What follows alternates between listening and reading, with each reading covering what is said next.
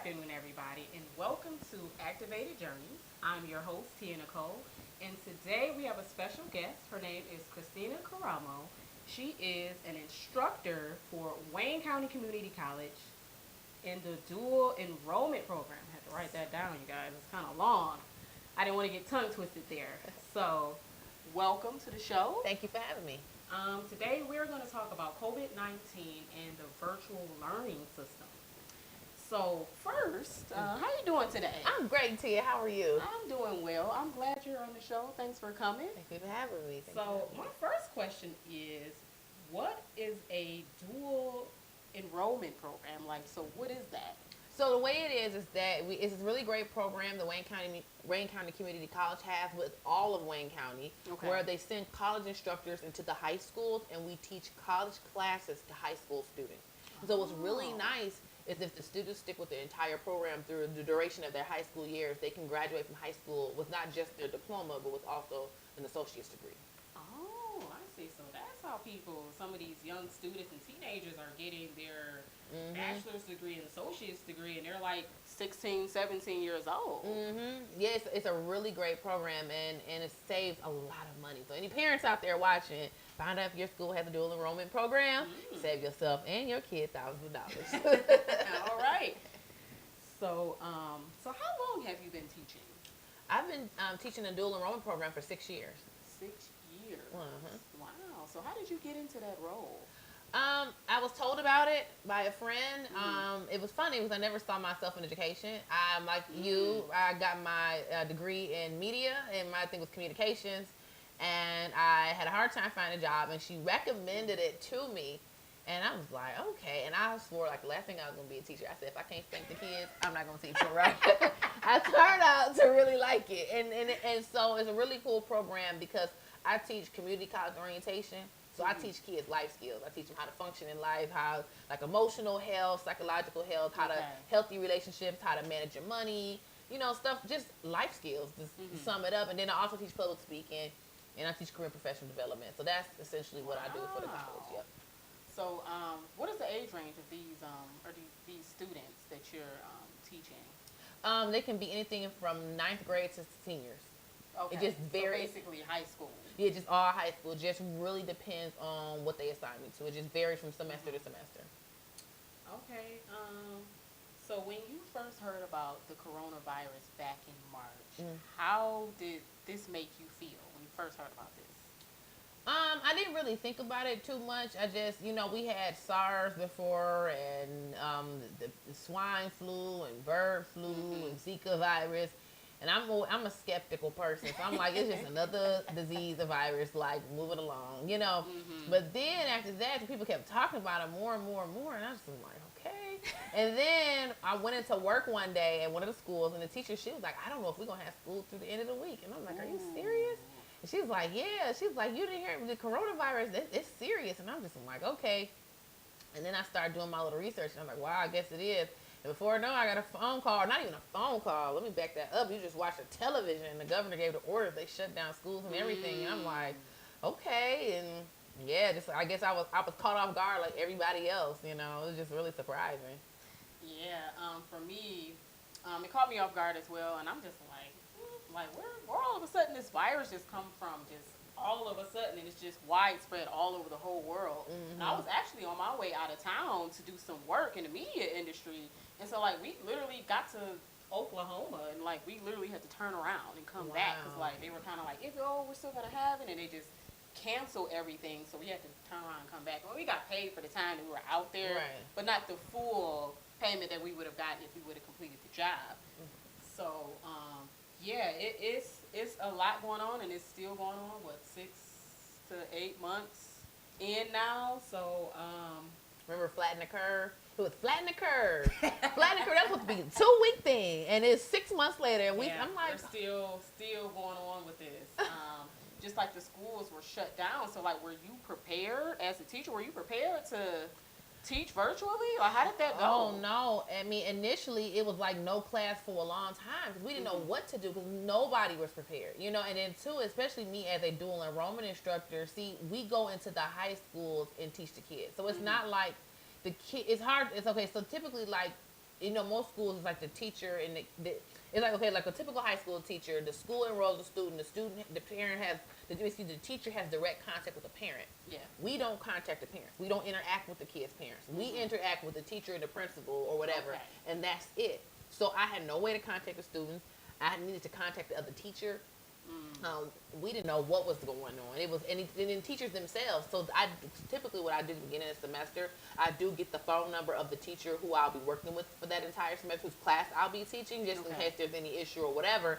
But none of us, we were like, we don't know what's going on. So for like a good week or so, or if not longer, it was just like nothing. We were just like off work. We didn't know what to do. And so it was like a few weeks we were out, and then suddenly they came up with this plan. But what was more difficult for us is doing enrollment instructors, because see, like with teachers who just have traditional college students, they just have the kids' personal information, the students rather, the personal information. They just send out an email to all the students. Well, again, because we're one step removed from our students. Okay. It was very hard in the beginning to coordinate the Zoom sessions, and it was just a lot. It was a lot. So what about for because you have 2 children at home. So what about for your children? So how did they take the whole virtual learning, the whole COVID-19 situation? It was a disaster. It was a total disaster because my youngest daughter, she kind of struggles to focus sometimes. Okay. So she just struggled to pay attention, and not even just that, just like, what do we do? You know what I'm saying? It was like, it would have helped, but I don't want to criticize the schools because they were just as unprepared as we were. Yeah. So I don't want to, I think sometimes people have these unrealistic expectations. Like, they're supposed to have everything figured out. Like, no, nobody, who was prepared for this? Nobody's seen this coming. Nobody. So come on, y'all, let's give them the break. But still, I didn't know what to do. My daughters, they didn't understand the program and trying to figure this out and that out. Fortunately, I had a tablet and a laptop, so my one daughter was able to use my laptop. But I feel for parents who kids don't have devices, or using a cell phone. Try to learn it on a cell phone. Staring at a cell phone for 5 hours give you a headache. Then the biggest challenge I had was my kids were busy chatting in a chat room with their friends. You know what I'm saying? Kids were instant messaging each other instead of paying attention in class. Teacher don't know they doing this. They have no way of knowing what's going on. So the kids aren't learning. Wow. So I just was like, this year, I was like, this is not going to work. It's not going to work at all. Yeah, I agree.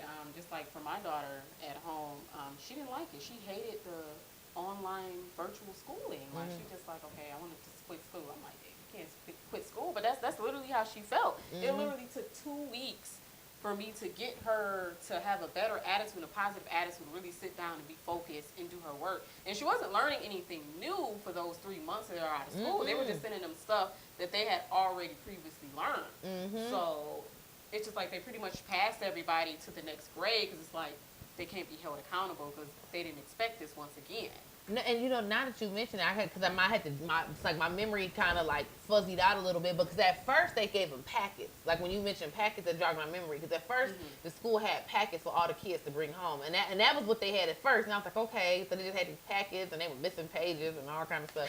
And then eventually, after they had the packets for a few weeks, then that's when they had the online learning, and I was like, what? I do remember they offered packets. Like, you didn't have to pick it up if you didn't want to, but it was that option. And then it was this other girl that I went to school with. She was on Facebook saying like, hey, I have a website. If you guys want to put your kids in to learn whatever grade they're in, I can sign them up. And I thought that was really nice. So I had her doing that, so she could still just be like doing some type of work and not just sitting here not doing anything. So that was another good thing too, is other teachers out there that was like willing to help people.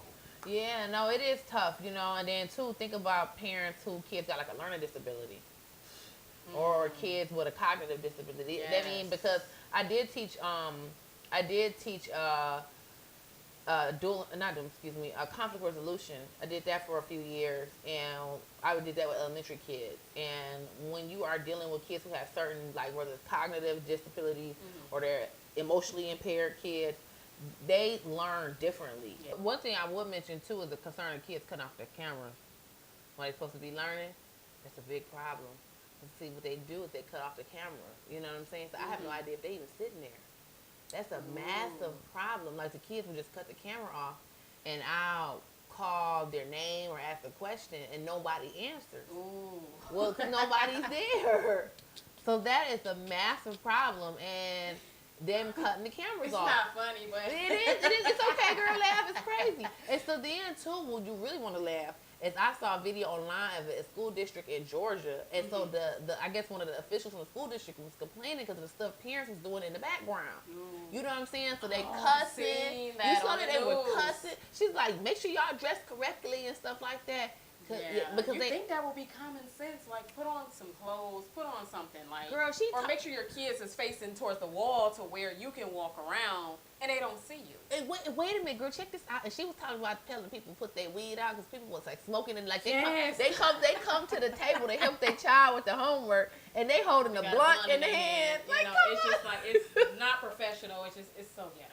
I'm just gonna say it. It's ghetto, and it's like we just can't have that. Like you gotta pretend like your kid is in class and be professional. You know, I'm peeking around the corner trying to see like, okay, make sure my daughter on there, okay. But I mean, I may have on my pajamas, but they can't see me. I'm peeking around. They can't see me. She got her camera off, even though she's sitting there, because I hear the teacher talking. Right. I'm like, I want to make sure she's actually on here. My daughter, it's funny that you said this morning. My daughter, she says the same thing. Like, everybody has their camera off, and like the teacher are calling on people, and nobody's saying anything. They may be sitting there, but they don't want to answer. They don't want to participate because they're not interested in the virtual learning. It's not normal. It's not the same as being in person and being able to engage and see and sit there and see the teacher. Yeah, and I think too, middle school kids. I think your daughter, she's in 8th grade. Yeah, she's eight. Okay, so I think middle school kids also they are at that awkward point in their life where they don't want to be seen, but they want to be seen. You know what I mean? That's weird. Yeah. And so I feel for them, they struggle even more because, like you said, my daughter would do the same thing.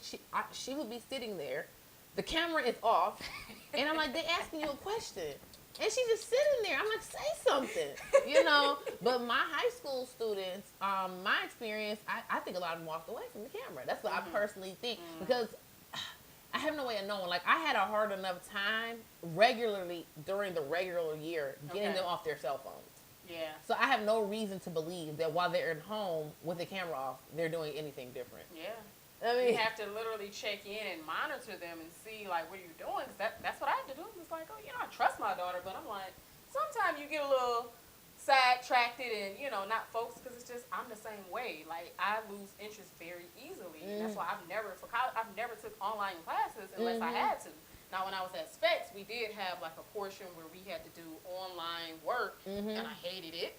But it wasn't the entire time. You did it at your own leisure. We were in class most of the time. We were out in the field doing projects. So that interested me and kept my focus. But the online, I hated that. So it's like, I understand how she feels as a child trying to do it. right, and then think about parents who working from home. They have to monitor their kid While and they're still working. So that was going to be my next question. How are you handling working, having to get up and go to work, or are you able to work from home and still monitor your children with their online virtual school? I mean, that's very difficult. You know what I mean? When you're trying to conduct a class and you have to make sure your child is on target. But as I shared with you before the show, I'm homeschooling my kids this year personally. Okay. So that gives me a whole lot of flexibility, you know, and it just makes it easier for me. Because the online, and I when I called the school, I said I hope to be back in the 2021-2022 school year.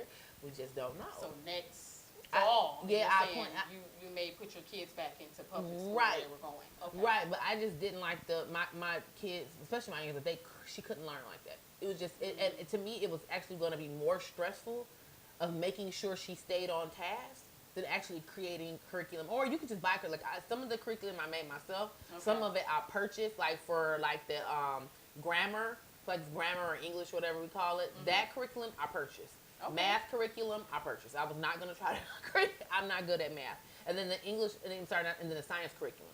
So those curriculums I purchased. Okay. Everything else, like the history, I teach my kids theology.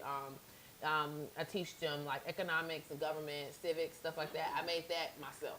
Because I just am like, to me, and that's way less A lot stressful. of stuff we're not going to learn in school, so you have to teach it at home. Right, and it was just less stressful for me, too. And that's something parents may want to consider because I know what they're learning. And then I don't have to worry about, did you do what your teacher said? Well, what did she tell you? They got to reach out to the teacher, see what they were really supposed to do. And then I try to keep up with, okay, so this is, 2 kids. Each kid may have, 4 or 5 teachers in a year or whatever. Yeah. So they got 5 teachers. There's 10 teachers I need to keep up with. She's like, nah. not it. And Not trying to do it virtually and having to work to keep up with my own set of students, that's too much. So to me, it was just a lot easier to have them homeschooled. That's what all I have to think about for them is the curriculum. And then two, I'm standing there. You know what I'm saying? So I'm there like, you do this, you know, and I orchestrate the whole thing and we make it work. And I feel like they learn a lot more. And then two, it's just easier for me. It works for my lifestyle. Okay, so with the homeschooling, is there a certain criteria that you have to meet with like the school board or with like the state of Michigan that says like they completed this amount of work, they can move on to the next grade, or it's time for graduation once they hit the 12th grade? How does that work? Well, for the state of Michigan, you don't have to do anything. What I do, for the state of Michigan, every state is different because some states you do need some kind of verification or something because they just concern. I mean, there's two different things. You do have homeschool wars because you have some government officials who want to indoctrinate our children.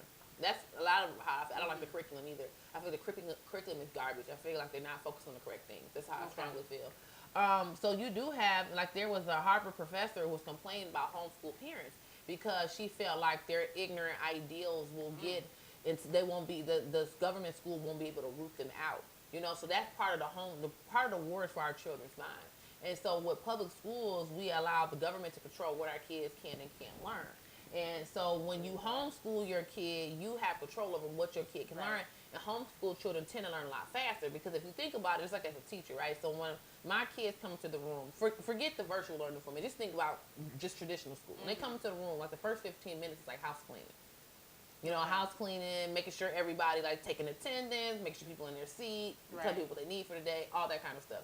Then throughout that period of time, I still have to deal with behavior. I still have to deal with that and that, answer 25 to 30 people's questions. It's just a lot more involved. When homeschooling, it's just me and them.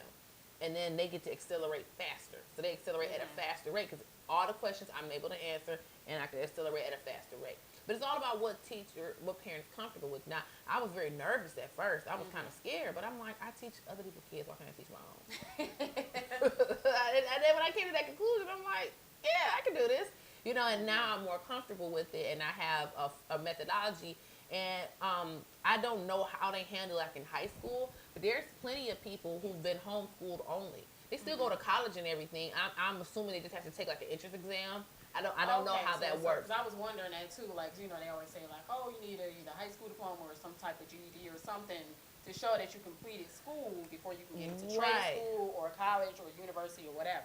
Yeah, and again, I don't know how that works. I don't have at this moment, I don't have any intention on a long term anyway.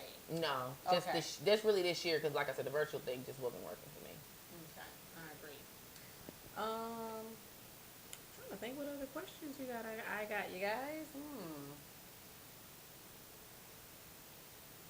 So, what is the biggest? Or you listed some challenges. What would you say is the biggest challenge for like this whole COVID-19 and learning, virtual learning for you and for the students and for your children? What would you say is the biggest challenge? Keeping kids interested, keeping them engaged. So like when like for my speech class, I told the students on speech days they have to keep their cameras on. Like you can't turn your camera off, so you got to prepare. You know, and I feel like sometimes it's like a balancing act at school. You want to be mindful of the fact that these are minors. They may have things going on at home that may be embarrassing or you just don't know, or they just may not be comfortable. Kids might just be embarrassed, you know, whatever the case may be. But at some point, kids have to get over that because we gotta hold people accountable. Otherwise, we just gonna have a weak population. If everything gotta be comfortable, life ain't gonna be comfortable, as we know. Like adulting has ups and downs and challenges, so the kids gotta be prepared for uncomfortable situations. So my students, on speech day, it's mandatory. Your camera have to be on the entire session. And then for regular class sessions, I'm going to ask questions of people at random. And if I call your name and you don't answer, you lose points. So what I've done is they class participation points, they already start with their points at the beginning of the year. So it's like 15 participation points. And every time I call your name and I don't get an answer, you lose points. So 0.25 participation points. You see what I'm saying? That way that incentivizes them to stay there. So say, for example, even if you have your camera off and you still engage in participating, I don't have to, the whole purpose of having them keep their camera on is to make sure that they're there and paying attention and participating. That's really the concern. Not that I have to see them, you know. I love my kids, but that's not the concern. I just want to make sure they're engaged. And I just think keeping students motivated and keeping them focused. Because when they're on the computer, there are so many. I mean, come on, we can't keep them off their cell phone. Yeah. They're gonna be chatting with their friends, searching up stuff on the internet, and that to me, daydreaming. I do that a lot. and there's a lot of and just think of the kids who are behind, and that's something people don't understand. We have mass amounts of kids who are so extremely behind. I think it's like in LA or somewhere. I think it's in LA, like 75% of the boys are below reading level. Oh, wow. That's massive. You know what I'm saying? And what grade is this? I'm not sure. I forget what grade it is, but 75% of the boys are below reading level. So how are we going to have a successful or sustainable society with an uneducated populace? That's not going to work. So now you already have kids who are severely lacking, and now we're going to all throw them behind computers? Good luck. We are setting ourselves up for a takeover. Let me get off into that topic. But and even for my own kids, it's just, like I said, that's why I just decided to homeschool my kids. It was just too much. It wasn't going to work. And to me, I mean, it has its moments of stress when it's like, come on, do this, you know, but beyond that, like, it's way less stressful than those few months we had to virtually learn. That was a doozy. So, for the school Deja's in, she's in, well, I won't say what district she's in, but they started their students off with virtual learning. They said for the first 3 weeks, and they said, okay, after 3 weeks, we're going to you can either have the choice to send your kid back to school in person, or you can continue to virtually learn for the rest of the year. So we filled those forms out like weeks ago before school started. Right. So now they're saying they're not going to start school until November. Oh, so wow. I'm just like, So now I'm wondering, are they even going to open up the schools this school period or not? Like, do you think they're going to open up the schools? And if they do, how do you think it's going to work out with them having to wear masks and social distance? How do you think that's going to work out? That's a great question, you know, because initially, that you mentioned that, because when my kids' school, Paul, I said I wanted my kids to do in-person learning. And initially, I was under the impression that in-person learning meant there was going to be a teacher in the room. But that's not the case. It's actually all the kids go, they see, like, in the district they are a part of, they just can go, the kids can go to school, but they all sit in the media center, socially distanced with masks on and stuff like that. And so the teacher's going to be at home? The teacher so they're going to be virtually learning. They're going to be virtually learning at school, and they did that because a lot of parents got to work. And that's one, like we talked about earlier, a lot of parents have to go to work. They don't have the option to virtually, for me, I'm blessed to be in a position where I'm working from home, so I have that luxury. But there's millions of parents across America who don't have that luxury. They still got to get up and go to work every day. So they can't, and what's scary, this is another thing a lady was talking to me about, like, last week, that you got a lot of parents who don't have a babysitter. They got to go to work, so they'll have the oldest child try to monitor the other two virtually learn. And it's like you can't blame them, because it's like if you have a physical job that you have to physically get up and go to, you don't have a desk job. You have to get up and go to work. You have to feed your kids. You have to pay your bills. You have to take care of your family. You can't just sit here and just, okay, and then like the homeschooling, that's not for everybody. And then it's like, even if she chose to do that, you're not getting paid to do it. No, and then here's the thing. So you can't, switch that out and say, okay, I can do this and teach my kids at home and get paid for it. No, that's not an option. At least not here in Michigan, it's not. Yeah, and then too, on top of it all, it's a safety issue, because you have some kids, like if you have a 12-year-old, they're trying to learn, and then say you got two other younger siblings trying to learn as well. What if an emergency happens? You know, it's just, it's a mess. And so I personally think a lot of school districts, I think maybe by January they may go back to in-person, but I just, trying to get kids to wear masks. I personally struggle to breathe in them things. I don't wear them. I wear a face shield. I think that's everybody. I wear a face shield. I can't do the mask. I wear a face shield unless, like, this is how I feel about masks. I personally feel like they're absolutely ridiculous. That's my personal feel. I feel like the whole mask thing is just crazy, and to me, it's just too much. At first, I was fine with it, but at a certain point, like, who's about to do this? How long is this going to happen? When are we going to stop? You mean to tell me for the rest of my life, every time I go somewhere, I got to wear a mask? Like, kick rocks, But I wear a face shield. But I'm not one of those people. I try not to give, like, small businesses a hard time, because they're just trying to keep their doors open. Yeah. And if somebody from the state come in and be like, oh, you're not complying with this, and this, we're going to down. And then now you're still losing money on top of the money you lost for 3 months. Exactly. And so I feel like a lot of people need to be compassionate to that, to these small businesses. I ain't trying to give them a hard time. I'm not. But but for the kids at school, try to get a bunch of third graders to keep their mask on. And then it's not going to be sanitary because they don't wash their hands. They don't wash their hands. Mm-hmm. So they're going to be pushing up the mask and pulling them down and moving them around with dirty hands. And then you're talking about all day. Like, I understand, like, wearing a mask for a short amount of time. But when you're talking about all day, it's like you're literally decreasing your oxygen supply. Mm-hmm. And then two, it's like you're inhaling your own carbon monoxide. We all know that's deadly and it's dangerous. Mm-hmm. So it's like, why are we being told to wear masks for long, extended periods of time? So that's the part that I don't really understand, but it's like I don't argue with it. That's what they want us to do, to go in the store so I can get my essentials, and it's just that's what it is. But I really just don't think it's going to work out with the kids being in school all day long. And then it's like you have to take it off when you get ready to eat. And then when you playing in gym, like, people, they're just not going to wear a mask running around and playing. And then what about asthmatic kids? What about kids with asthma?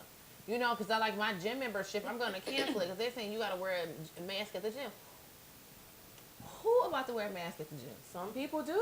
And it's just, I agree with you too, because it's a bit much. You're already struggling to breathe because you're doing high intensity workouts. So you're already trying to catch your breath and you have something covering your face, and it's just, it doesn't make sense. But I mean, that's what they want to do, and that's what they feel that's going to lower the spread. I mean, we've been doing all of this for months, and it still hasn't, like, they say the cases are still going up, which I'm still confused on it. How the cases going up when people are social distancing and we're wearing masks and we're following most of us are. We're following all the protocols. So I'm like, we're being bamboozled. Where these numbers coming from? Well, see, that's the problem with expanded. I got some questions. Yeah, we're being bamboozled. That's the way I feel, because with expanded testing, like, the more people you test, the case numbers are going to go up.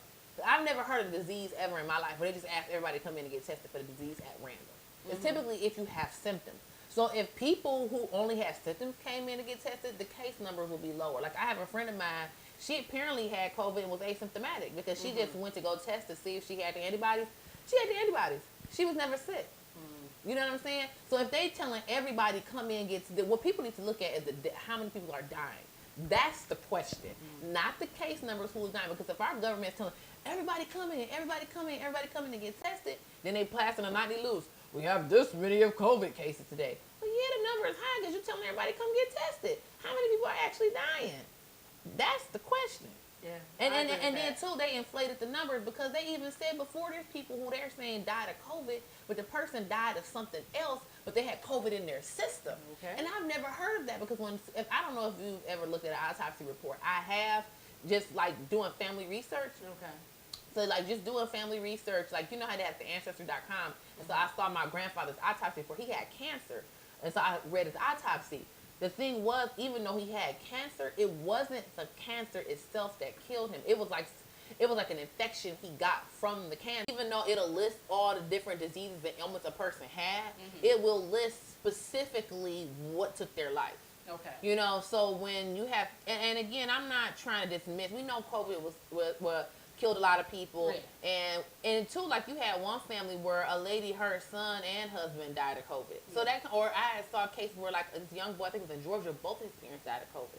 So no one's like denying that the disease is out there and it's killing people, but we are pointing out two things can be true at once. Yeah, that COVID is serious and it's killing people, and that our government and media are inflating the numbers for their own agenda, which I mean, I'm not gonna go there, but that's what I truly believe, because I mean, we know something is happening, and what was happening is that people who already weren't healthy, it like pushed them over the edge. I was just getting ready to say that. Yeah. It's a lot of, we don't know their underlying health issues that they had due to them getting sick, because that plays a role. Like I can catch a virus and like recover in 2 days or a week or whatever and be fine, but if I had underlying health issues, I might not make it. So that is the difference, and it's just, that's not what's being put out there.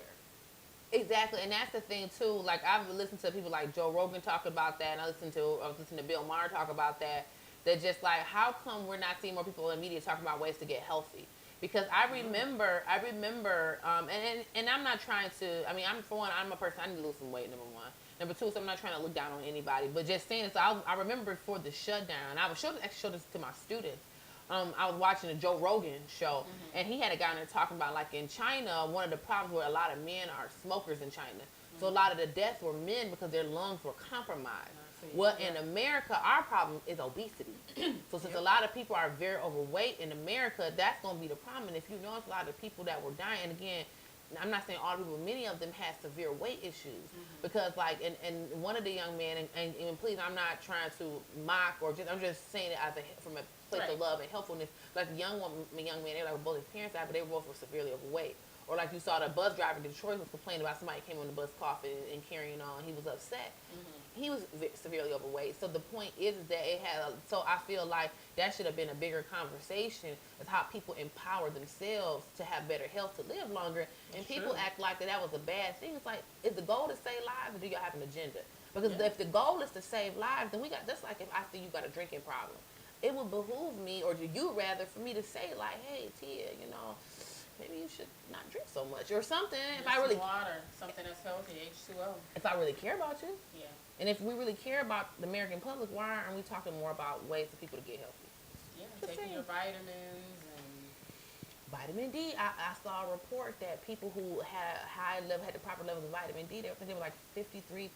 The people who caught COVID, I don't want to get numbers because I could be giving them wrong. I don't want to get false information. But basically, the people who caught COVID had like high levels of vitamin D or the proper levels of vitamin D. They did far better than people who didn't. The immune system's strong. Okay, that's all we have time for today. I do want to mention that Kristina, she does have a show, a podcast show, and it's called Solid Foods. I'm not sure if you guys can see this. It looks like it's on, is it on YouTube? Yeah, so 3 days a week, Monday, Wednesday, and Friday. I'm on YouTube at the Kristina Karamo Project. Also, I'm on Facebook at the Kristina Karamo Project. Okay. So that is how you can watch my show, Monday, Wednesday, and Fridays at 4 o'clock. Okay, well, there you have it. That's all we have time for today. Stay tuned to see what's coming up next week on Activated Journeys. I'm your host, Tia Nicole. Good night, everybody.